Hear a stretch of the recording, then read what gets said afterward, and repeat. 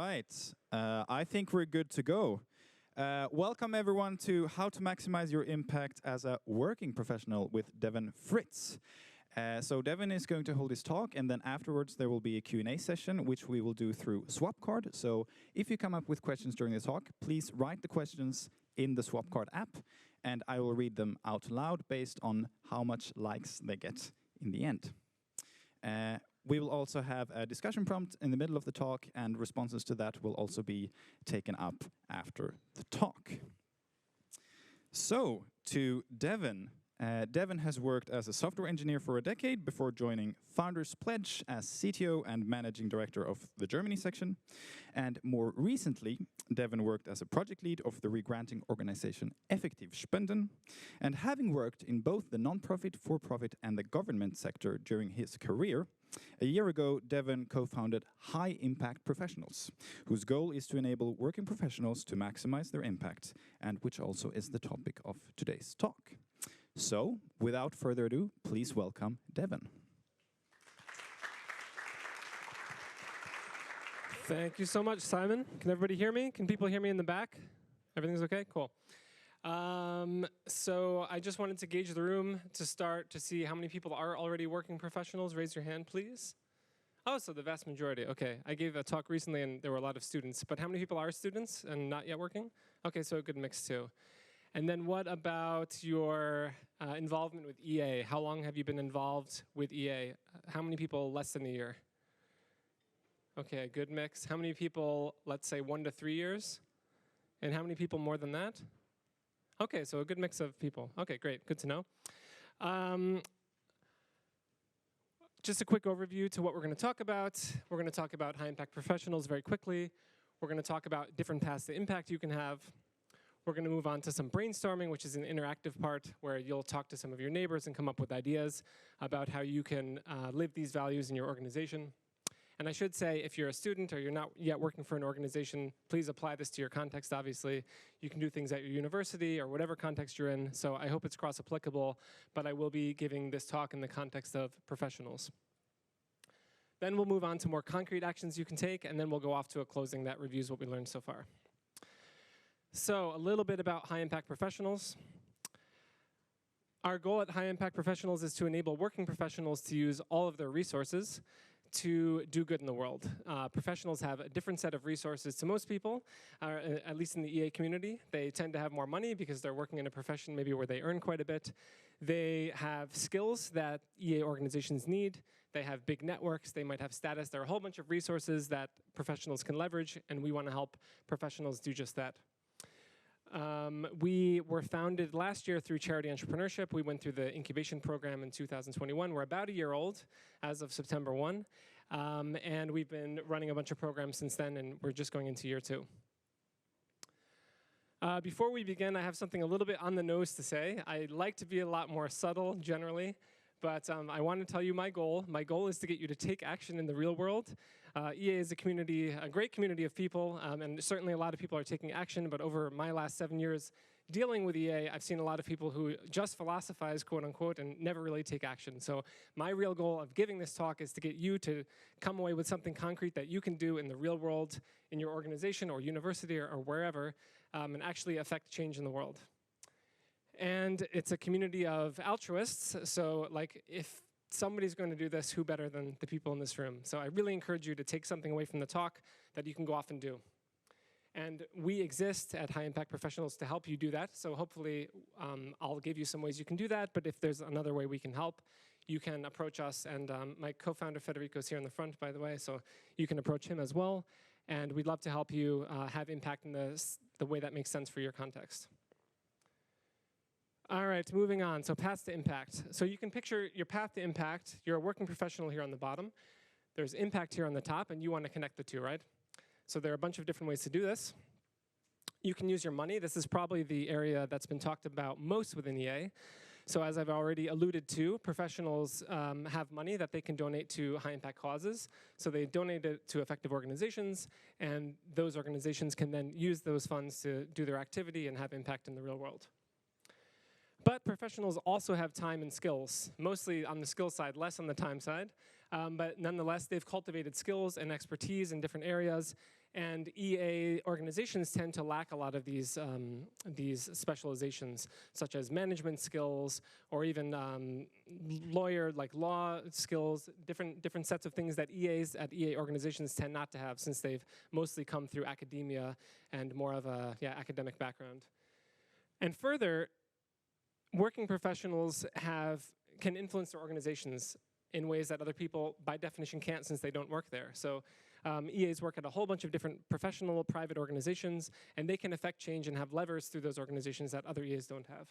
And you'll see up here there's also money and time and skills again, and in this case it's not you as a professional using your money and time and skills, it's you leveraging other people at your organization to use their money and their time and skills. And we'll shake this out a bit later, but this is just an overview for now.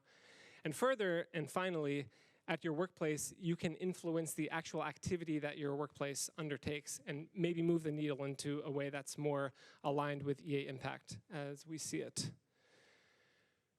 Kind of cross-cutting paths to impact that you can think about in the background, regardless of which one of these paths you choose, are deepening your EA engagement. So I've been involved for quite a while now, and I found over the years that just building up my knowledge, whether that's reading the forum, whether that's talking to people, reading a new book that came out, generally just updating my understanding of what's going on has helped me to have a higher level of impact, like a higher horizon to have more impact. And similarly, something I undervalued earlier in my career is making connections with people. I always thought networking was kind of cheesy or marketing. It wasn't for me, and I found this to be super wrong-headed. This is such an important aspect of life, and to really be a community of EAs helping each other, you have to know people and make connections, and this is something I would encourage everybody to do if you're not doing already. Maybe it's preaching to the choir because we're at a conference, but nonetheless, I think it's worth saying. And then building career capital is something you've probably heard before, so building up skills at your organization, building up expertise so that you can go on and have impact down the road, maybe at an EA organization directly. But you'll see this important caveat, and I'm going to lay this hammer down throughout the talk. I really want you to take action, and these things are not action in and of themselves. They're learning, they're building capacity and potential for the future, but they're not actually doing anything. If you don't do anything with that, you've wasted all of that. Yet another way you can think about a path to impact is through this framework called the theory of change, which I find very, very helpful. And it's mostly in the NGO sector, and I haven't really seen it in the private sector. So, but I think the tools are applicable in the private sector as well. So basically, you're trying to build a causal chain. It's a literal, your theory of making change in the world, affecting change. And it's a causal linkage between the activities you undertake. I think I can do a thing here, yeah. The activities you undertake, the outputs they generate, the outcomes those generate, and then the final impact. And interestingly, you work backwards from your goal of impact. So we'll go through just a quick example here. So let's say, like a lot of EAs, you want to reduce suffering. That's one of the main things you think about. You think it's very important. You can obviously replace this goal with whatever your goal is, but for the sake of this example, it's reducing suffering. With the theory of change framework, you ask yourself, okay, I want to reduce suffering. What kind of outcomes would I expect to have? Let's say you're in the context of your organization. What kind of outcomes would I expect to have if I wanted to reduce suffering? So you might reason, well, if I get money donated to effective organizations that reduce suffering as their main objective, then I will be reducing suffering. And then you can backchain this again to outputs and say, okay, if I want to get money donated to effective organizations, what kind of outputs would I expect? Well, if I increase the number of people, my colleagues at my organization who hear about this stuff, probably that will lead to more money being donated to effective organizations. And you ask yourself again, okay, well, if I want to increase the number of people who hear about effective giving, this isn't magic here, it's pretty straightforward, I think. What kind of activities could I do? Here, just a sample I came up with. You could host a talk about effective giving at your organization. Then people will hear about it, then some of them will donate, and then suffering will be reduced.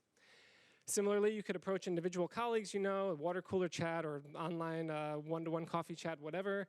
You could mention these ideas. The third thing here, you could send an email reminder during the giving season at the end of the year. People tend to donate around Christmas time or even before then. You could send out to your whole organization or your department or your team or whichever group makes sense for you.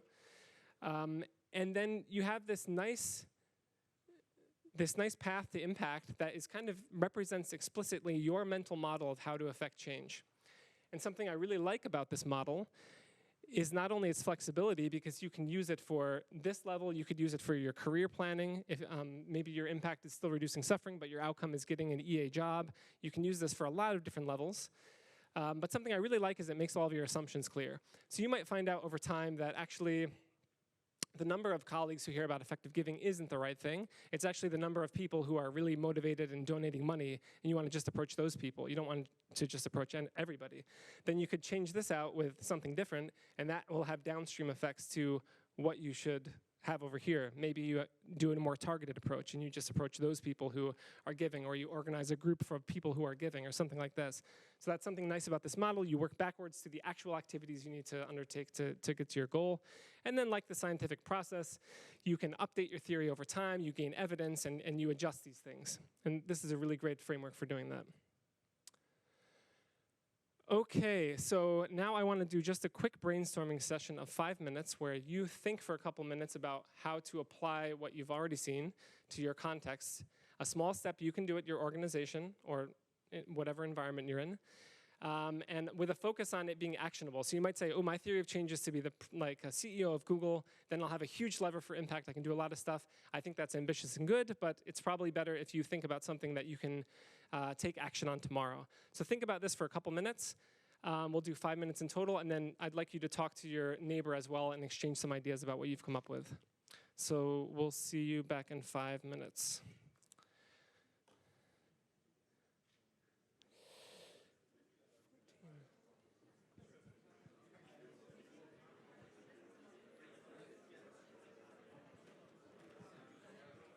Any feedback so far?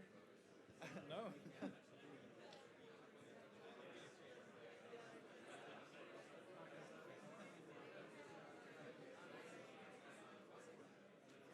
Good. It's nice. It's good.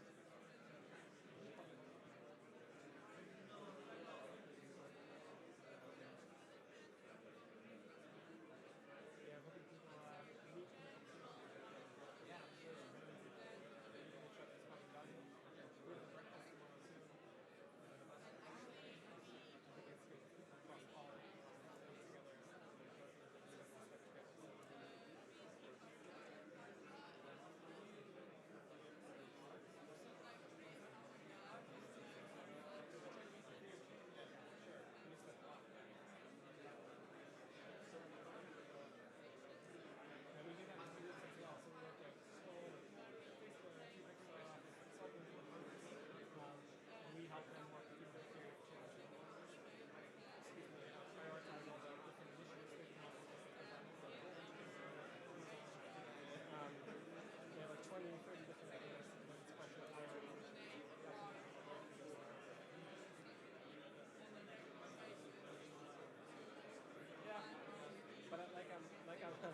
Reiterating, I think taking action is the most important part. People like to stay, even in these groups, they stay in this mental space, they make yet another Google job. They don't do any of the initiatives, you know? I'm exaggerating a bit, but the community tends in this direction.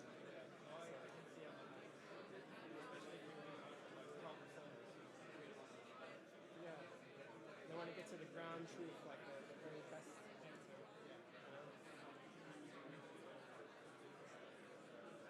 Do you think it's okay looking back at the screen? Because I haven't been going over here, but I want to more go over the screen. Does that seem fine? Or does that look weird? Yeah.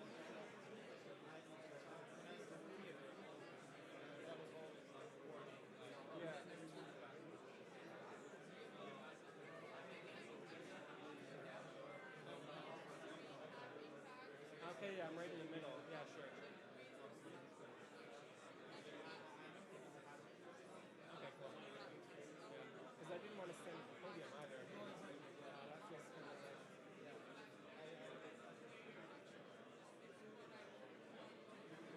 when did I start?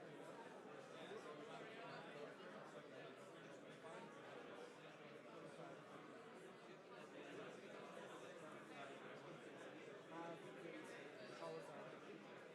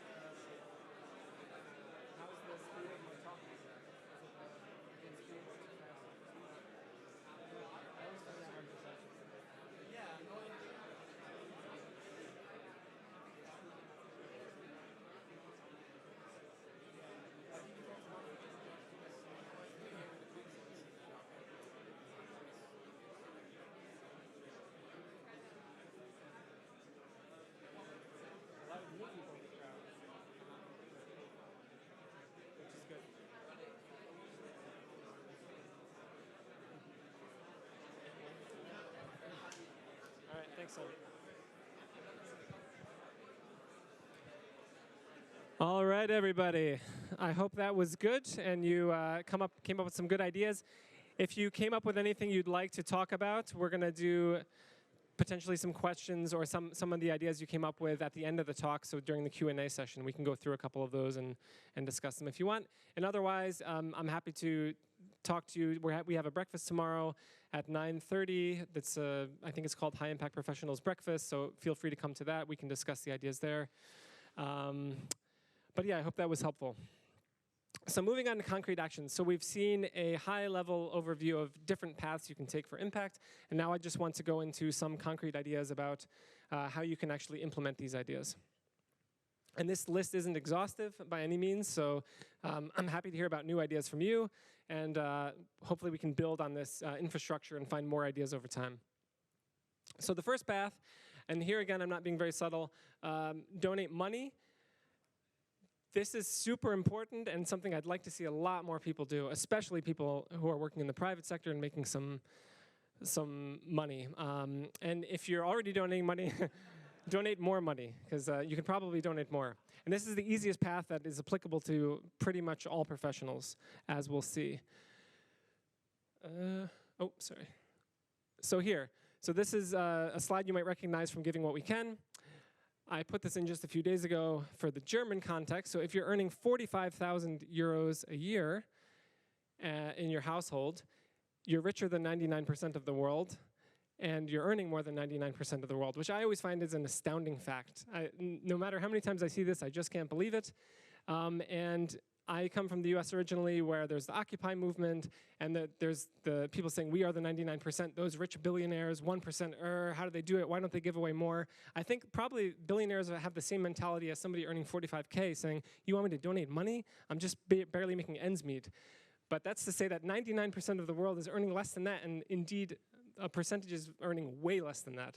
So you're really rich, and if you're making this money, you can donate some of that to good causes, and it's still very, very effective to donate money to, like, let's say, GiveWell charities where $4,000 can save a life. Literally save a life, which is a crazy low-hanging fruit that I just have to hammer home again and again.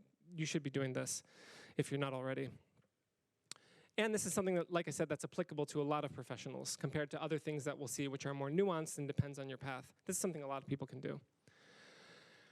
Further, where you give is very important. I'd love to see more diversification of giving in the EA ecosystem. There tend to be just a few pillars of funding. A lot of people donate to EA funds, which makes sense for some people, but I'd love to see people making individual choices of where they want to donate to, filling funding gaps of smaller organizations, having different risk profiles for where you give. There's a lot of room for improvement here, and making the EA ecosystem more robust.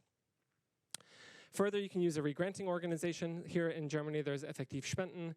If you utilize one of these organizations, you can get a tax write-off and donate to another country, which you normally wouldn't get, so you can donate more money effectively. I won't go into that in detail, but there are a lot of these around the world, and you can usually have your donation facilitated through one of these organizations.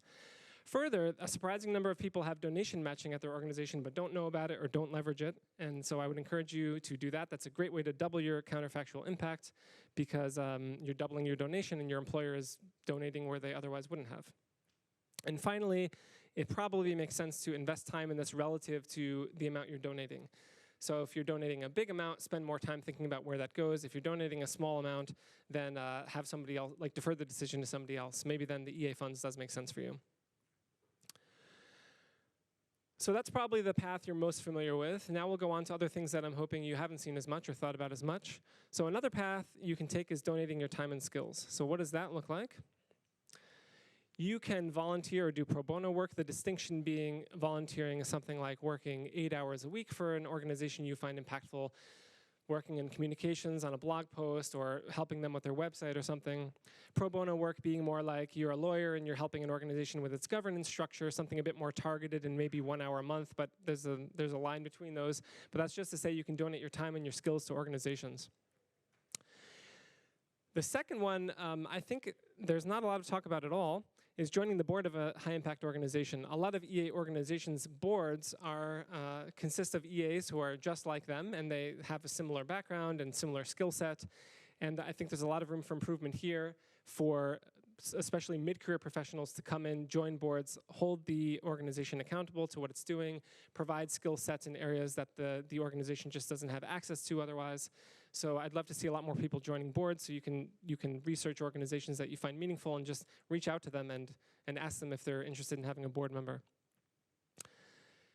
You can mentor and advise. This also is, to me, a very light lift, because you can just spend a few hours with either, let's say, the executive team of an organization, advising them on their strategy. You could spend a few hours with an individual who needs some help.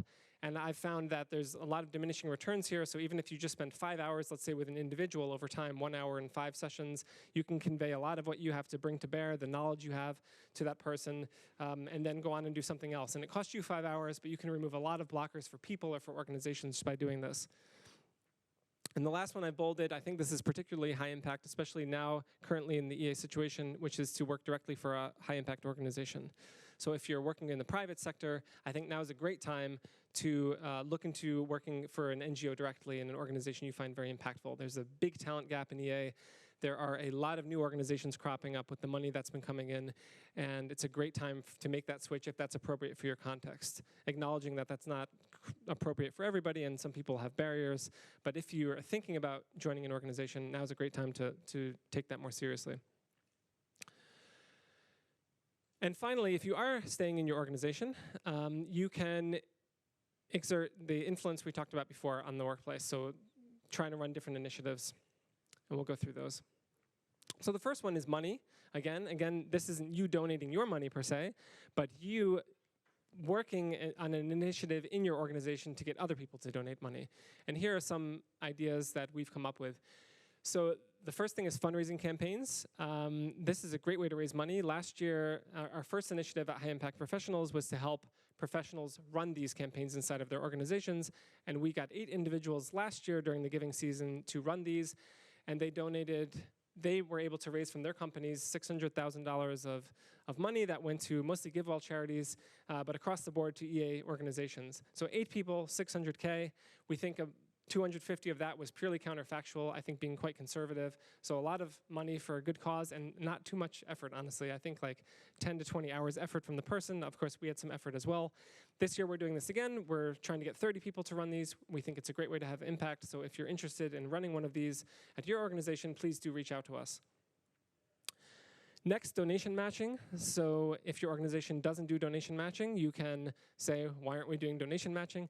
We've seen in a couple cases this can be really, in the European context, especially relevant because international organizations often have donation matching in the US and some of these programs I'm talking about more generally, but they don't have them in Europe for some reason. So they'll have donation matching in the US, the UK branch or the German branch doesn't have it, and then you have a really good position to come and be like, hey, what the hell, why don't we have this benefit?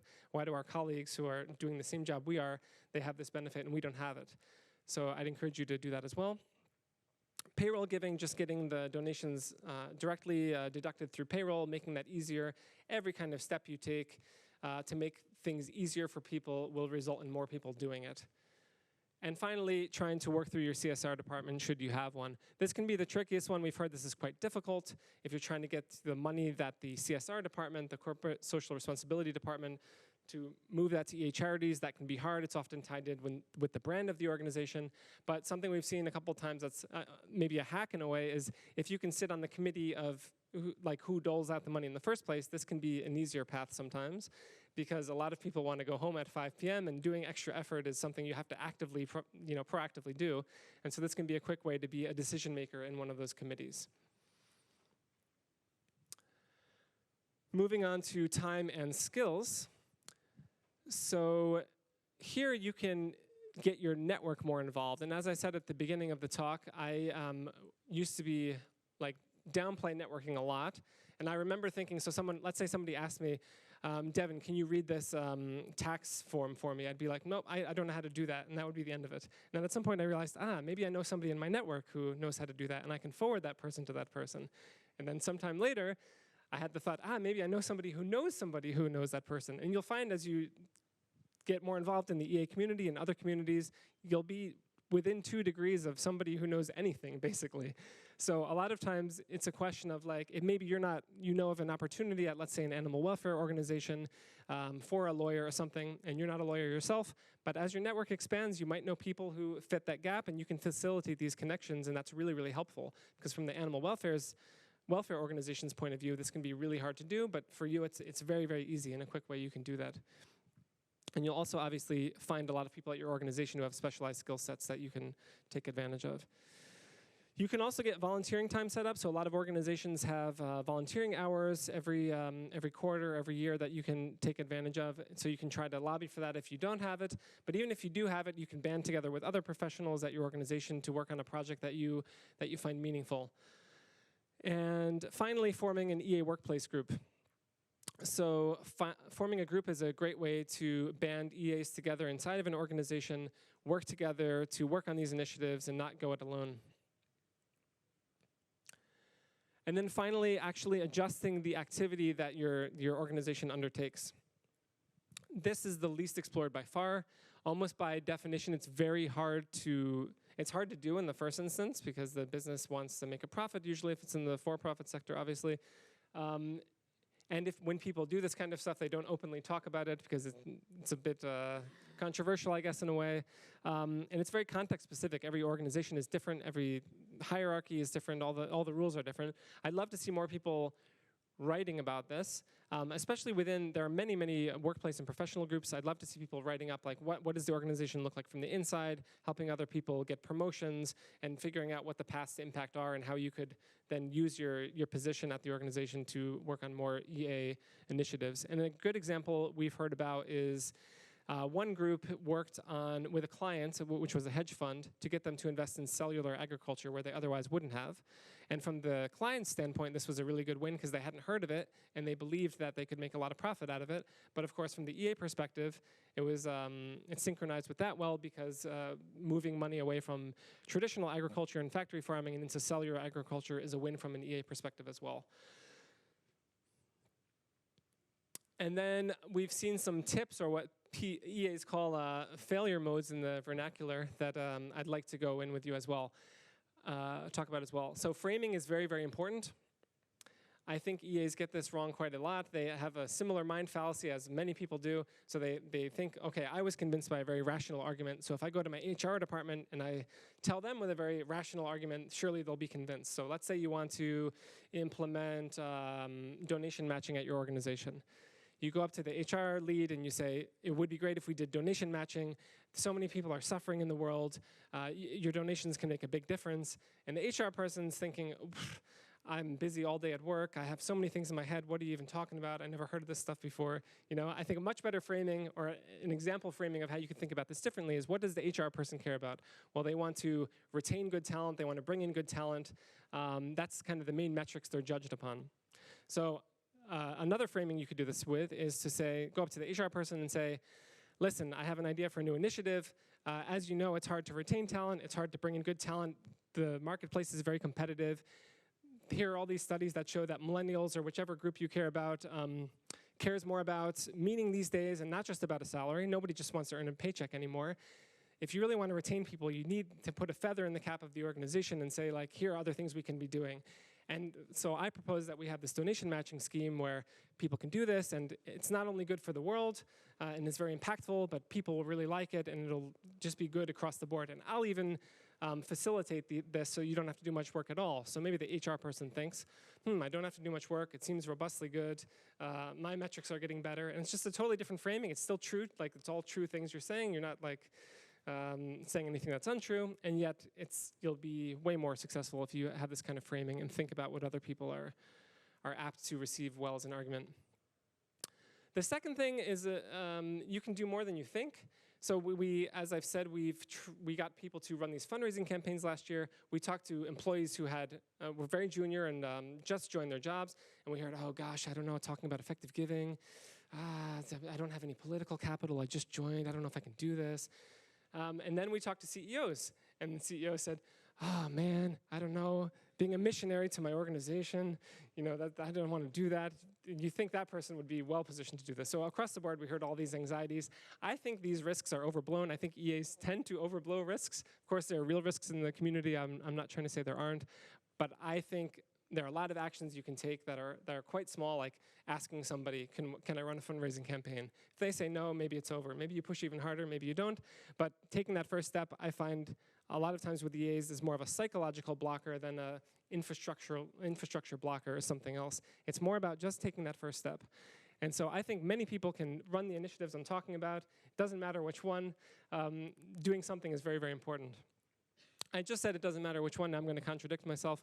Prioritization is important. We talk more about this, but I'm not going to go into it so much today. But if you have a lot of different ideas of different initiatives you can run, which EAs tend to have, you want to prioritize them and do the one that seems to have the most impact.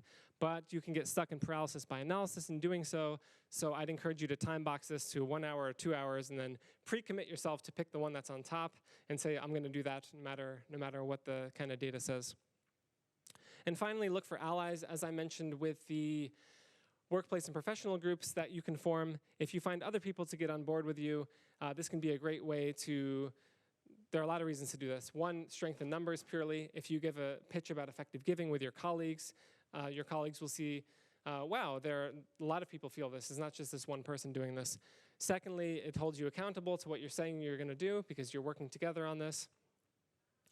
And thirdly, just more brains are better than one, so you'll get a more robust, well-rounded solution that you can use to come up with a better path for impact.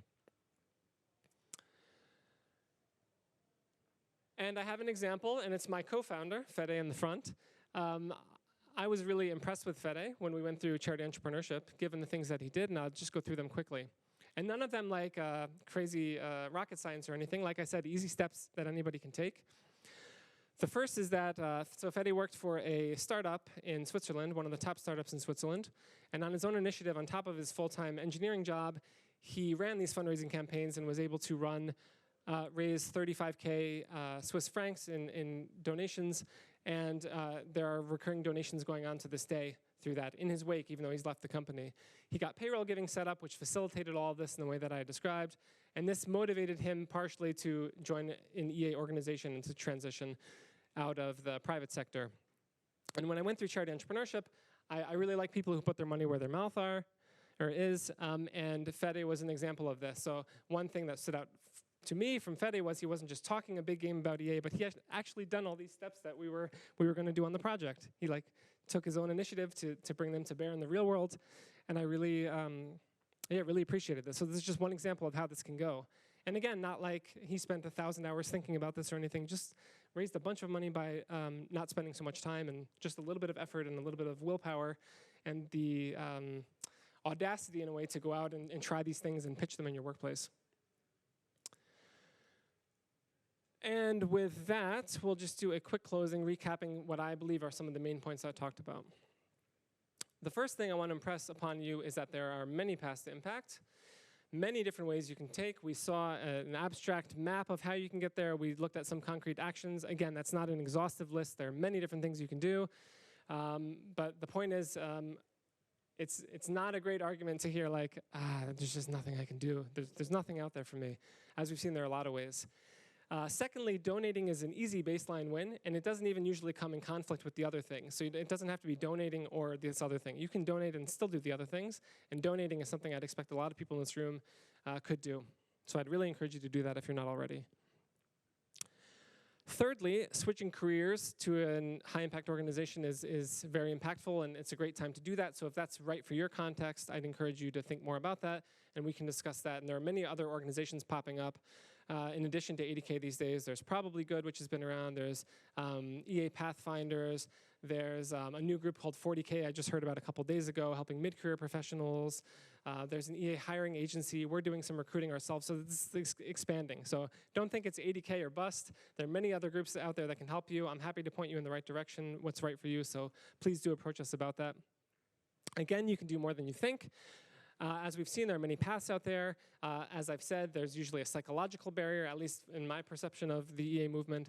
And this is a barrier And I'm not saying it's trivial to get rid of, but it's not in the real world. It's not sticky like other things are in the real world, where you have to like really deal with bureaucracies and complicated structures. It's just dealing with yourself in a way, in a lot of these cases. So I'd encourage you to take that seriously and see what you can do with it. And then finally, we're here to help. As I mentioned in the beginning, we exist to help professionals have more impact. So help us help you. Please do approach us with any ideas you've come up with, and we're happy to help you and help you have more impact. And on that note, we have a few services that we offer. Concretely, as I mentioned, we do fundraising campaigns. So this year we're helping 30 professionals to run these fundraising campaigns in their organization.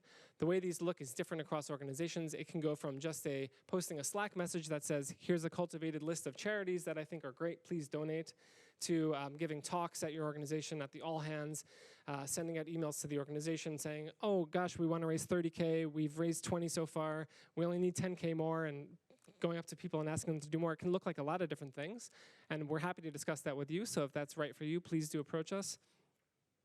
We've just started up a matchmaking service where we're looking to fill talent gaps at EA organizations by finding EAs who can fill them. And thirdly, we provide strategic support for EA groups, so EA workplace and professional groups. So with workplace groups, we work with them to discuss theories of change or do cost-benefit analyses, or prioritization of the different things they can undertake. And we also help new groups, fledgling groups who are cropping up, who want to make a group for a new industry, for example.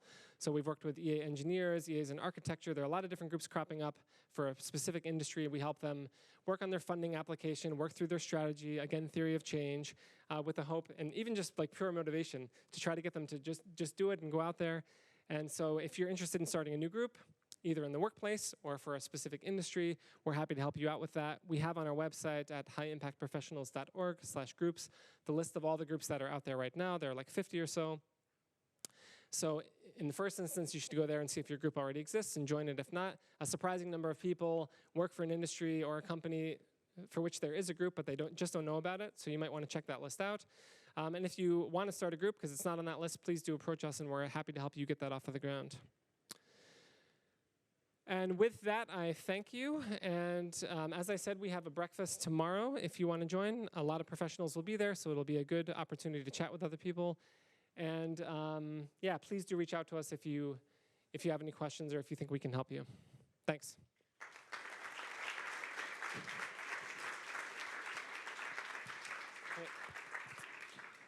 Thank you so much, Devon, for that. So now we'll have time for a few minutes Q&A. So if you haven't asked your question already in the SwapCard app, please do so, and I will read them up.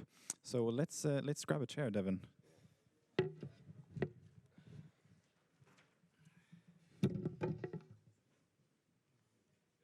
All right. Thanks for the talk, and thanks for bringing the EA mindset into more professional contexts. So we have a question from Jonas Sövik. How would you suggest getting into mentoring or advising? And I suppose we mean as being a mentor or advisor. Sure. So, let's see the mic. Yeah, so you can always approach us, as I mentioned, with like 2 layers away. You can always consider us a contact point for such questions, and then we know pretty well the landscape of what's out there, and if we don't know, we know somebody who knows, so you can always use us as a first contact point. I think just even messaging organizations directly can often work. I don't know that there's a formal place where you can find mentoring opportunities, so I'd say it's more on a case-by-case basis, and probably going through us is a great start. Thanks for that. Next, we have a question from Donacha. Sorry if I mispronounced that. What is your view on an investing to give strategy for early career professionals who might not earn as much but have a long runway for compound growth? I think this can make sense.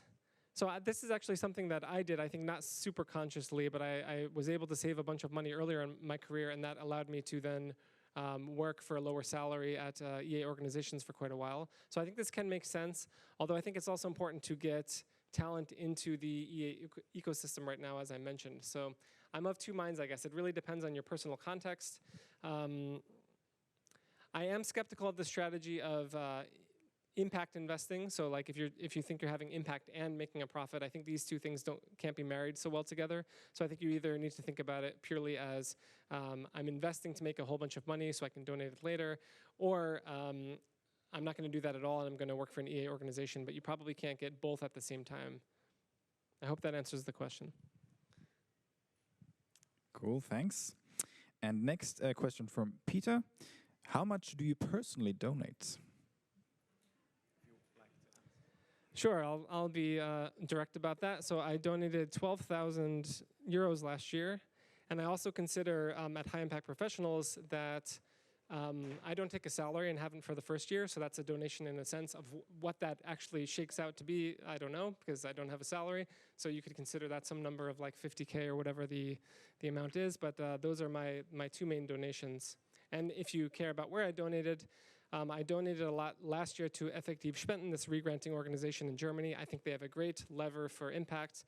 They have a great multiplier. I used to donate more to direct organizations, but I think there's a good case to donate to meta organizations that have this multiplier. So EAGxBerlin raised something like 20 million euros last year on a budget of like 200K or something. So this multiplier, and not all of it's counterfactual. Sometimes it's EAs like me who would have donated anyway, but a lot of it is. And so there's a huge multiplier on every euro I put into that and what comes out the other end that goes to GiveWell charities or animal welfare charities or long-termist charities. So it's an amazing leverage point for me. And that's usually where I give these days. Cool. I think that's worth a round of applause.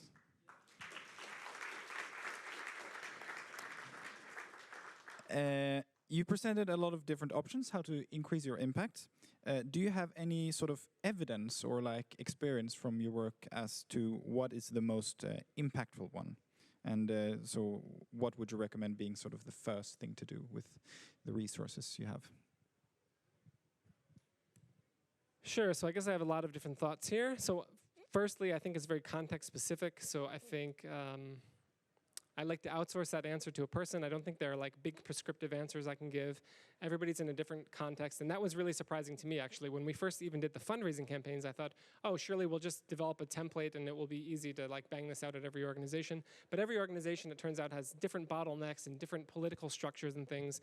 And so I've become more skeptical that there's a one-size-fits-all solution to answer this question. But as I've mentioned, I think donations are robustly good and most people can do them, even if they're small amounts. I think switching to an EA organization is great if that's right for you.